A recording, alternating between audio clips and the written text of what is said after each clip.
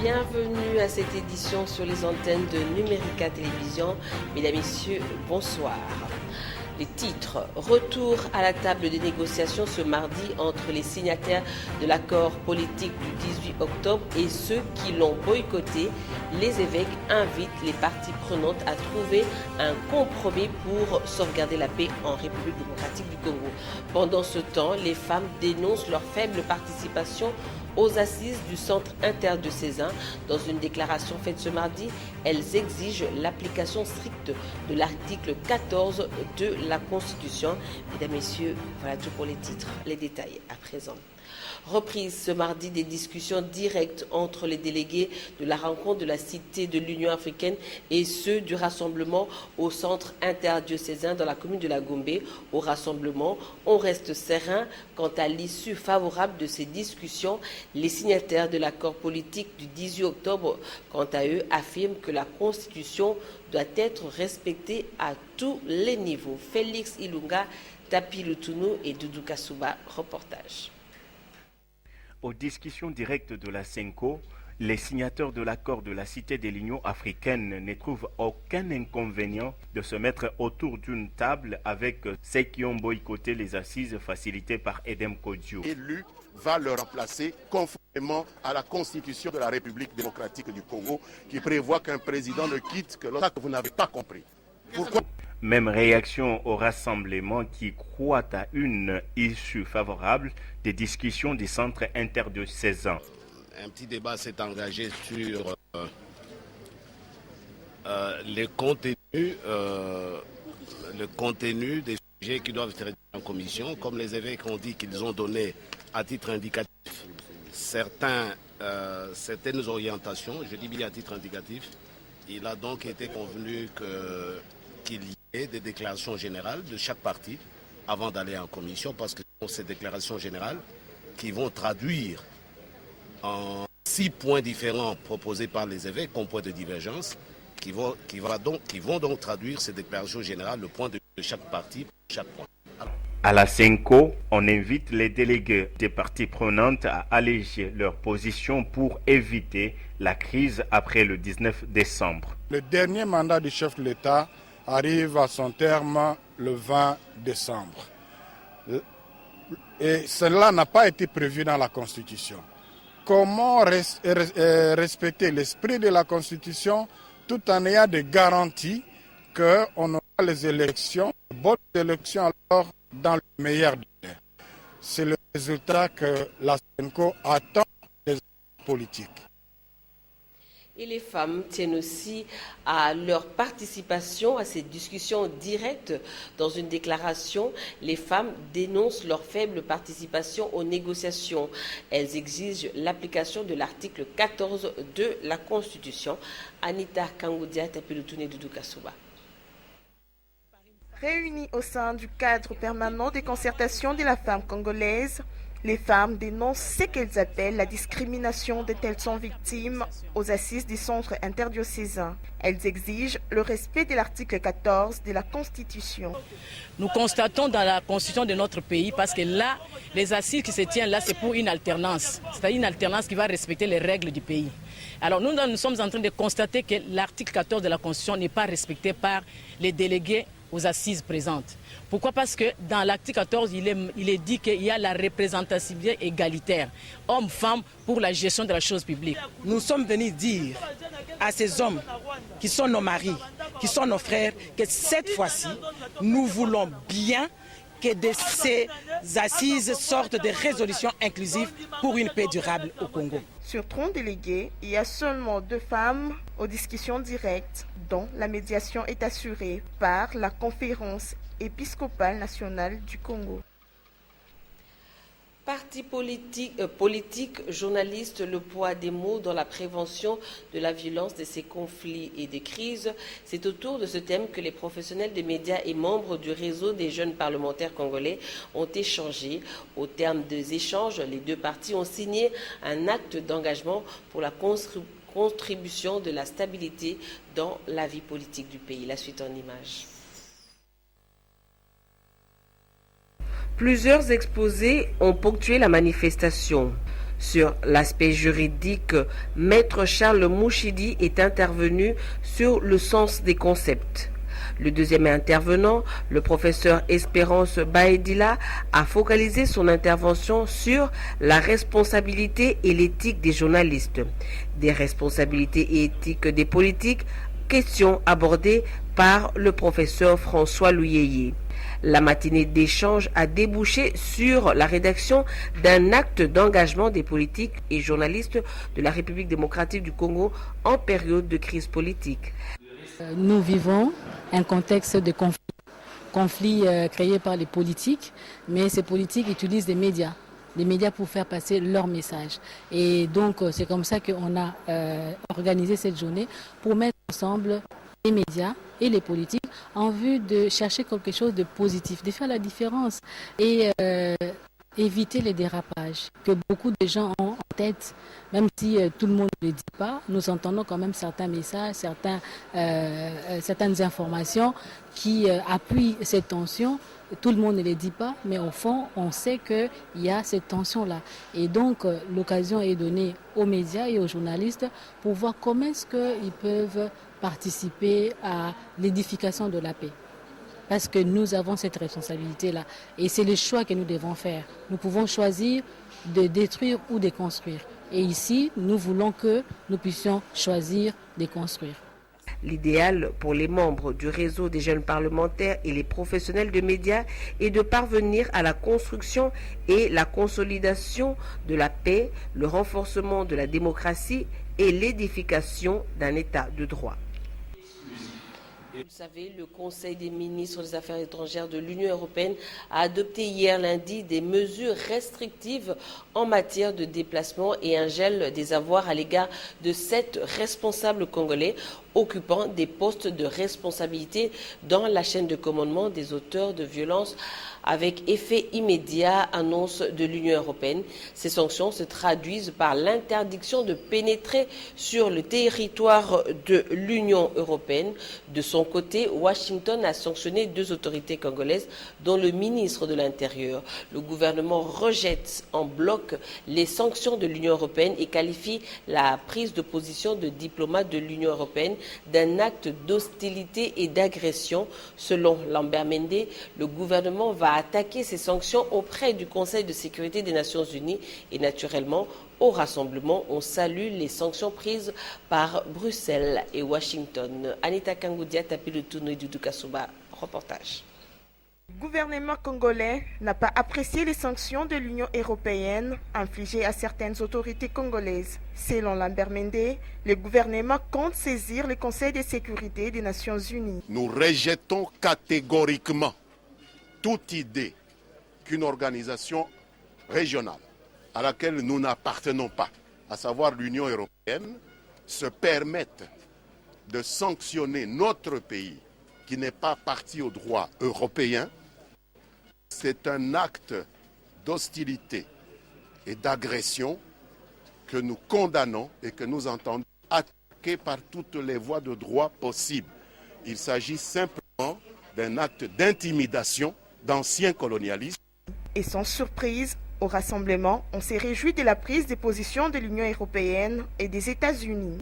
On ne peut que se réjouir que la communauté internationale soit aux côtés du peuple congolais pour enfoncer cette lutte. Vous savez, lorsqu'un peuple est en perdition, incapable de trouver justice à l'interne, c'est à la solidarité internationale et les engagements internationaux de la République nous donnent encore cette faveur, encore heureux que l'Union européenne, les États-Unis et d'autres soient à la rescousse du peuple congolais pour garantir les droits que notre propre gouvernement est aujourd'hui incapable de pouvoir garantir.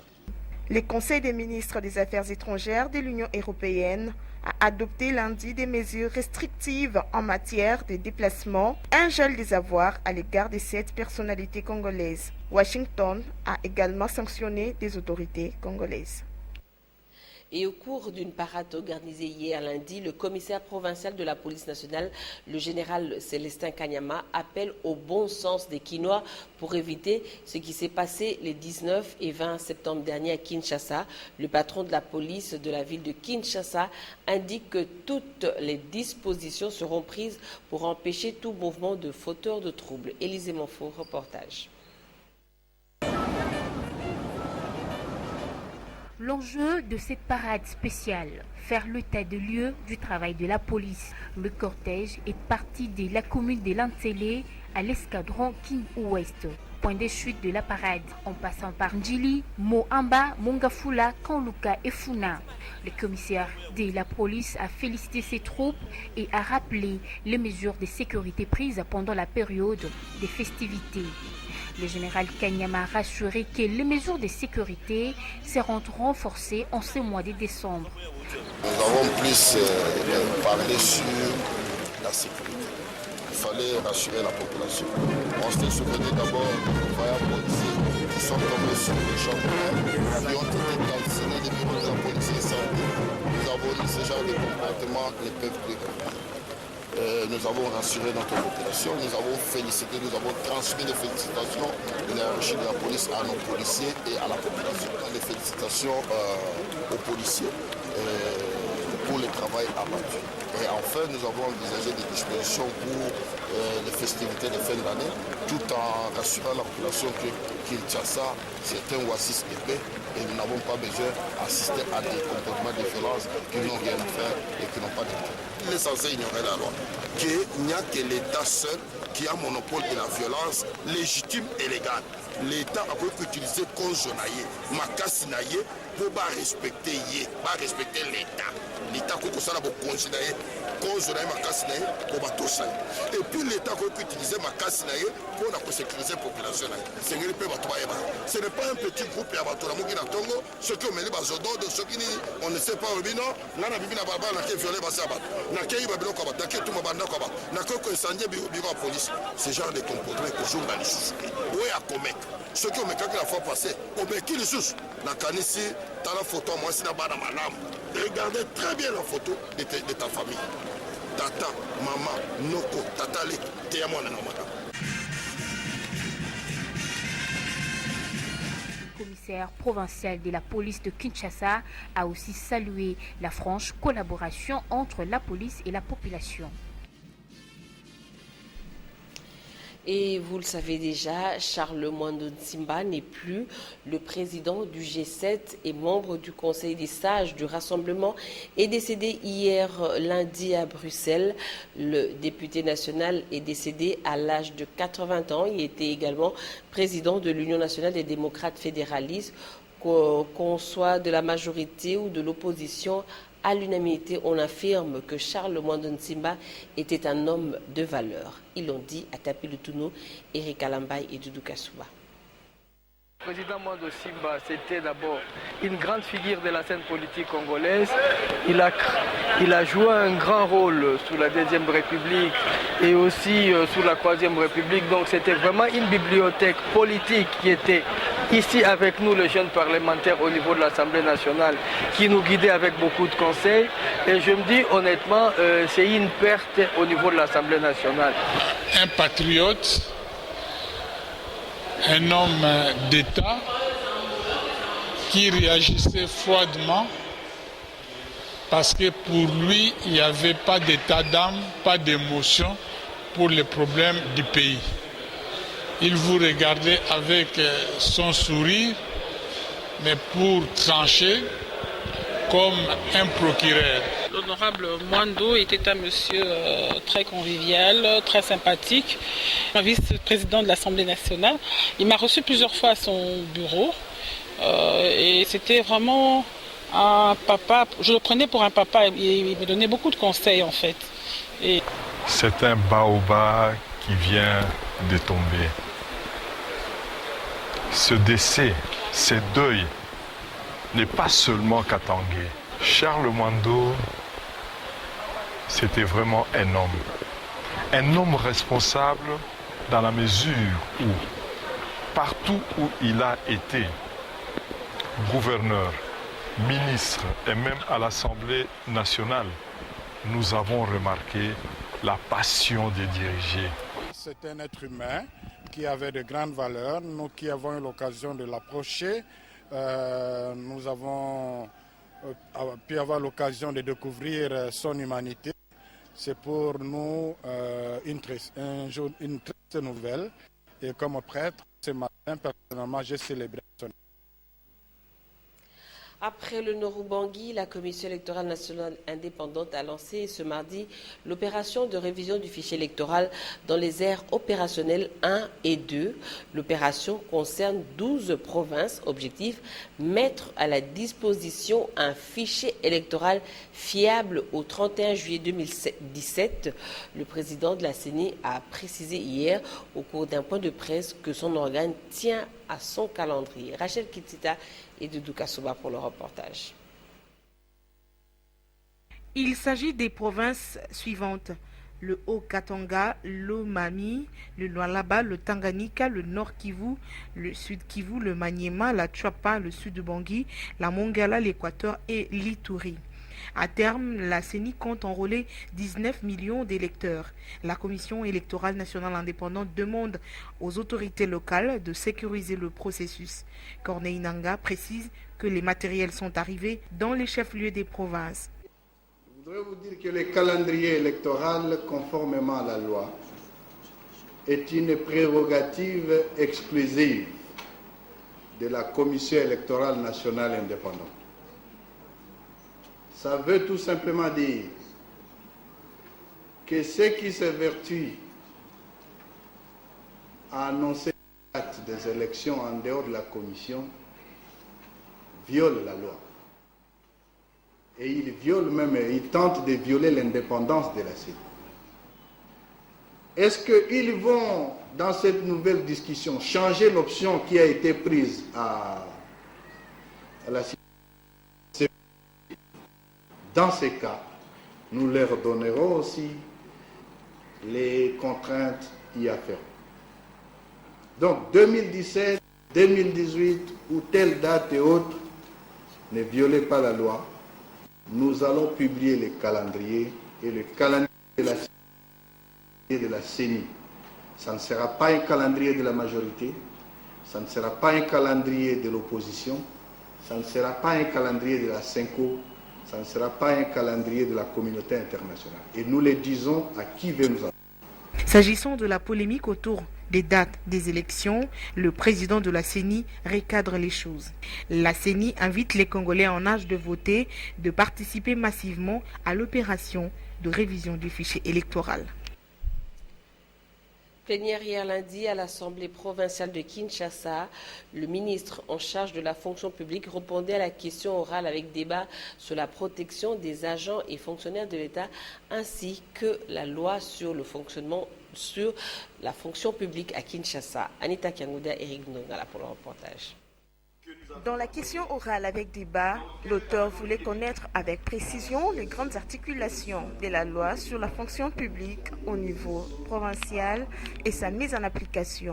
Autre préoccupation du député provincial, la procédure concernant la protection des fonctionnaires de l'État. Le problème, c'est que lorsque même on veut sanctionner un agent, il faut suivre une certaine procédure. Il existe des procédures pour sanctionner un agent. Il a dit. Et c'est hiérarchisé. Il y a l'ouverture de l'action disciplinaire par l'autorité hiérarchique supérieure à l'agent. Il y a, si les faits sont établis, pour la première fois, on passe par le blâme. Après le blâme, il y a la suspension avec privation de salaire qui ne peut pas dépasser 3 mois. Et après, si les faits sont graves, on doit en principe envoyer les dossiers à l'appréciation du ministre de la fonction publique provinciale pour les agents et du gouverneur de la province pour les cadres, pour prendre une mesure de révocation. Et tel qu'on l'a pris de manière abusive, je crois qu'il faut parvenir à l'annulation de ces actes. Selon les ministres provinciaux Mangwana Zolatima, la loi sur la fonction publique a été adoptée par le gouvernement central. Sa mise en application au niveau de la province est prévue pour bientôt. C'est en rapport avec le fonctionnement de la vie, non seulement le fonctionnement, c'est en rapport aussi avec les 2 lois qui ont été promulguées par le chef de l'État Une des lois, c'est en rapport avec le statut du personnel et l'autre, la deuxième loi, c'est en rapport avec le fonctionnement des différents services. Eh bien, pour ce qui est de l'application, je crois que c'est pour bientôt, étant donné que les lois ont été déjà promulguées par le chef de l'État. Au niveau des provinces, on s'y attelle rapidement afin de présenter les édits au niveau en ce qui nous concerne au niveau de l'Assemblée provinciale. Mangwana Zolatima Emmanuel a 48 heures pour répondre aux préoccupations soulevées par les élus provinciaux lors du débat. Dans le reste de l'actualité, l'ambassade de France a procédé hier lundi à la remise des brevets aux membres du bureau de la CNDH, Commission nationale pour le droit de l'homme. Pour Alain Rémy, ces brevets constituent une récompense de valorisation du travail de la CNDH qui œuvre pour l'amélioration des pratiques du pouvoir judiciaire. Le diplomate français a promis en échange et partage d'expériences entre les experts français et congolais dans les mois à venir pour aider la CNDH à améliorer ses actions et interventions en faveur de la promotion des droits fondamentaux. En santé, on a célébré le lundi 12 décembre la journée internationale de la Convention sanitaire universelle. Où en est-on avec l'accès aux soins primaires en RDC? Le directeur à l'intérim chargé des études et de planification au ministère de la Santé avoue que la protection sanitaire est encore au bas niveau dans le pays. Selon lui, au moins 10% de la population dans le secteur formel ont accès à la couverture sanitaire. Félix Ilunga et Alain Zongola pour le reportage. La couverture sanitaire universelle égale disponibilité de services de santé de qualité, accès de la population et mécanismes de financement. Mais la République démocratique du Congo est encore loin de répondre à ces exigences. Nous travaillons effectivement sur la couverture sanitaire universelle, qui est le but même du ministère, c'est faire en sorte que toute la population qui vit en République démocratique du Congo ait accès aux soins qui répond à ses besoins. Et c'est ça la couverture sanitaire universelle. Le directeur Alain Mboko Ieti a insisté sur les mécanismes de partage des risques et les services de santé adéquats. Quelle est la situation en République démocratique du Congo? Elle n'est pas du tout luisante. Nous savons qu'en ce qui concerne les structures de soins, nous n'avons pas encore le soin de qualité partout. Ça, c'est un premier axe de travail sur lequel le gouvernement et ses partenaires sont en train de travailler. Le deuxième axe qui paraît un peu plus novateur, c'est mettre en place le mécanisme de partage de risques. Et à travers ce mécanisme, nous parlons de mutuelles de santé, de l'assurance de maladie et la prise en charge des gens qui n'ont pas de soins. Dans sa politique ou effort engagé, le gouvernement projette d'atteindre 30% d'ici à 2020.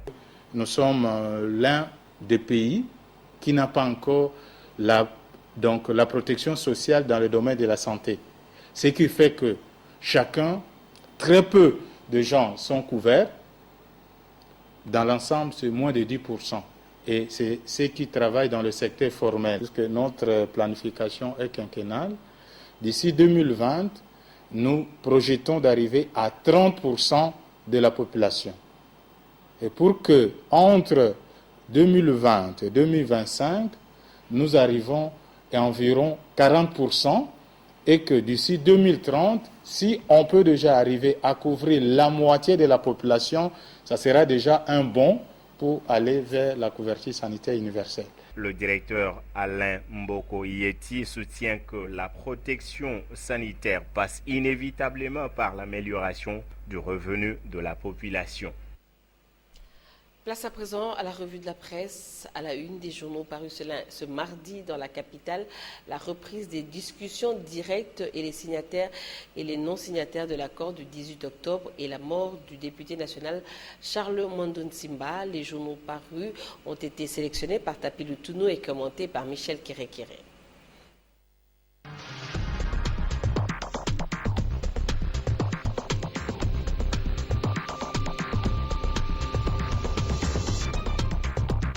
Américains et Européens durcissent le ton. Des nouvelles sanctions ont été prises contre des personnalités congolaises. Côté américain, explique le potentiel, c'est un deuxième lot qui vient s'ajouter sur les 3 généraux précédemment sanctionnés. Il s'agit du vice-premier ministre en charge de l'intérieur et sécurité et du chef des renseignements. Comme si cela ne suffisait pas, le quotidien indique que l'Union européenne a enfoncé le clou. À leur tour, les Européens ont visé 7 hauts gradés des FARDC, de la police nationale congolaise et des services de renseignement. Par ailleurs, le Dépêche des Brazzaville signale que les diplomates européens ont déclaré suivre avec une attention accrue l'évolution politique cruciale que connaît la République démocratique du Congo dans les prochaines semaines, tout en envisageant des mesures restrictives supplémentaires en cas d'obstruction du processus politique ou des nouvelles violences. Et 3 jours après, les discussions directes entre les signataires de l'accord du 18 octobre et ceux qui l'ont boycotté reprennent ce mardi. Il sera question, selon Forum des As, d'auditionner les déclarations des 2 parties avant de procéder par la suite à la mise sur pied des 3 commissions. La Prospérité ajoute que certainement aussi que les petits couacs enregistrés à l'ouverture des travaux seront balayés pour laisser la chance aux rapporteurs des 3 commissions instituées de donner lecture des cogitations intervenues lors des débats internes le week-end passé. Le plus dur reste à faire, estime le palmarès. À en croire le quotidien, la gestion du pays après le 20 décembre 2016, l'organisation du pouvoir d'État en particulier, reste le plus grand point de discorde entre le Rassemblement et les signataires de l'accord du 18 octobre dernier. Terminons cette revue de presse avec cette triste nouvelle. Forum des As annonce que Charles Mwando Nsimba a tiré sa révérence lundi à Bruxelles, au Royaume de Belgique.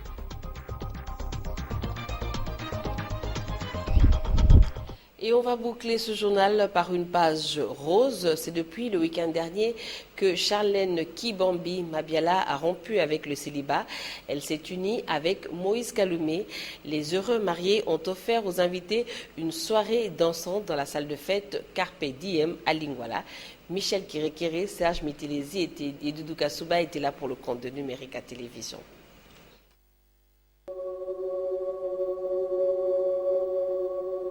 Le moment était arrivé pour Charlène d'accepter la promesse.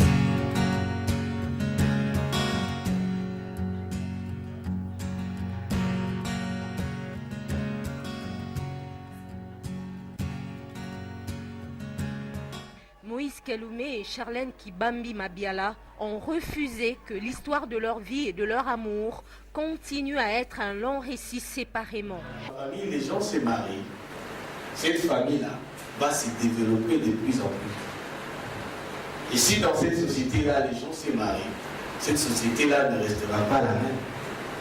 Plus chacun va chez lui, plus chacun va se développer dans son coin, plus il y aura moins de problèmes. Allez bien.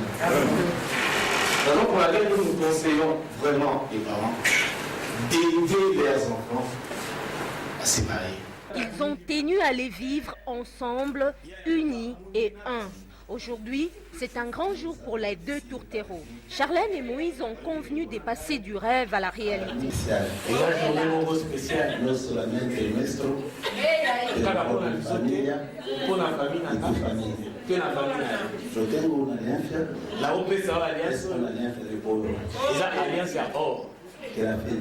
La fidélité de Dios. Tika fidélité à Nzambe, c'est à Contigo. Et à la naïve. Mon nom Kaloumé, je te fais porter cette alliance, le symbole de notre amour. Je t'aime pas avec mon cœur, mais plutôt avec mon âme. Parce qu'un jour, mon cœur cessera, tandis que mon âme ne brillera pas toujours pour toi. Rien que la mort nous sépare. Je t'aime.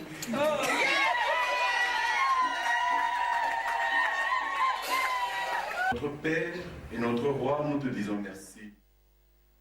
Avec la bénédiction du pasteur, l'union et la relation amoureuse du couple sont désormais scellées devant l'Éternel Dieu, l'Église et les hommes.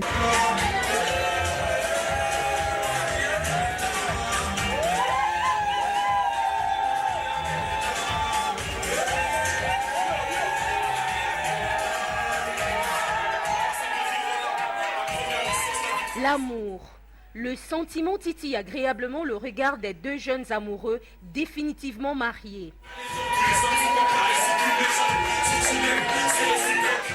Difficile pour Moïse Kaloumé de se contenir ou de cacher sa joie. Dès l'entrée de la salle du banquet, il a surpris tout le monde par sa chorégraphie.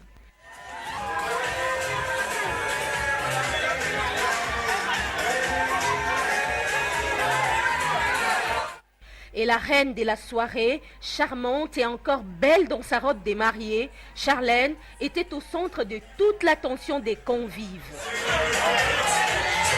Sous l'admiration des différents invités, Charlène Kibambi Mabiala et Moïse Kaloumé ont ouvert le bal et se sont laissés entraîner avec passion au rythme de la mélodie. Ils ont réussi cette belle complicité et l'ont maintenue pendant quelques minutes comme une règle existentielle.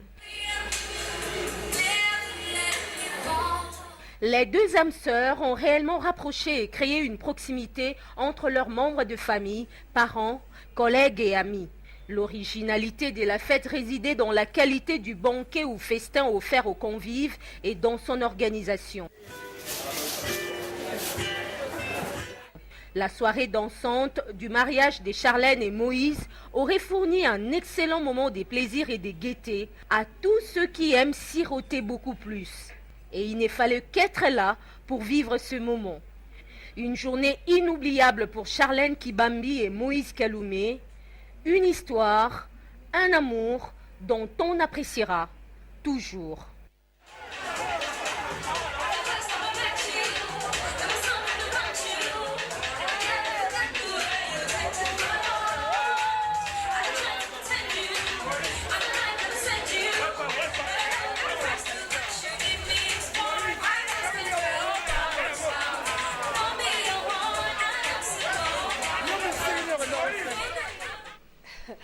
Félicitations aux heureux mariés et c'est ici que nous bouclons cette édition du journal. Merci de votre particulière attention accordée à ce journal. Bonne suite de programme sur Numérica Télévision. Au revoir.